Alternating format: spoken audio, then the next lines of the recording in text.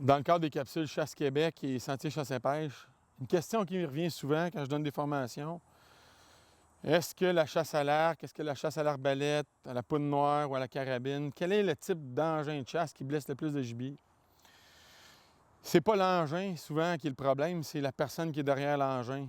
J'ai guidé des chasseurs à carabine qui avaient des 300 Magnum puis qui prenaient des chances, des risques sur des longues distances qu'ils n'avaient pas pratiquées et qui ont blessé des bêtes incroyables, qui ne respectaient pas peut-être les consignes ou leurs compétences.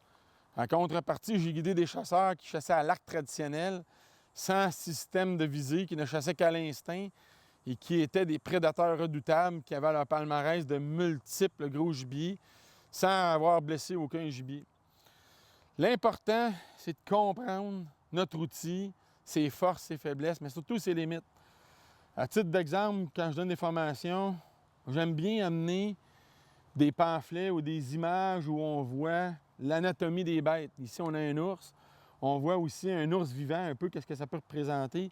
Quand on chasse à l'aide d'une flèche, que ce soit à l'arc ou à l'arbalète, on sait que l'épaule, la structure de l'épaule, l'omoplate, c'est un peu un bouclier pour les parties vitales, pour le poumon et pour le cœur.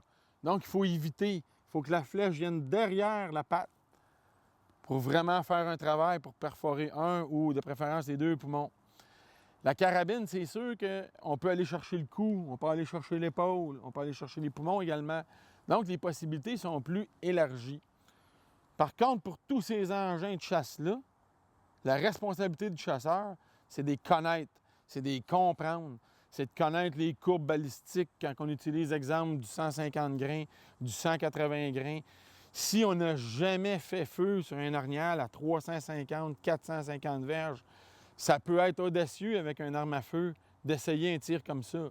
Par contre, si on les a pratiqués, ce pas des tirs qui sont nécessairement difficiles si l'animal est bien placé. Donc, les éléments résident dans la pratique, la confiance en soi, laquelle confiance en soi s'installe justement avec l'exercice de faire beaucoup de coups de feu en contexte de pratique, mais évidemment en contexte de chasse. Le chasseur de petit gibier, le chasseur qui va utiliser une 22, ou là maintenant, évidemment, la chasse à la carabine à air comprimé est autorisée. C'est les meilleurs outils de pratique à peu de frais pour se mettre dans le réflexe d'un bon tireur. Caresser la détente, stabiliser sa position de tir et évidemment faire en sorte de pratiquer dans toutes sortes de contextes. Un genou à terre, avec appui, sans appui, et voir quelles sont ses limites et apprendre à respecter ses limites. Parce que la vie d'un gros gibier ne devrait pas être tributaire d'un manque d'expérience d'un chasseur. Ces éléments-là sont très importants. On chasse le gros gibier dans le respect et on ne veut pas blesser inutilement les bêtes. Donc, il faut respecter ses limites. Et pour ce faire, il faut apprendre comment se comporter avec un arme en fonction de ses limites. Sur ce, Chasse Québec et les marchands coton, non? Non, c'est pas bon à la fin.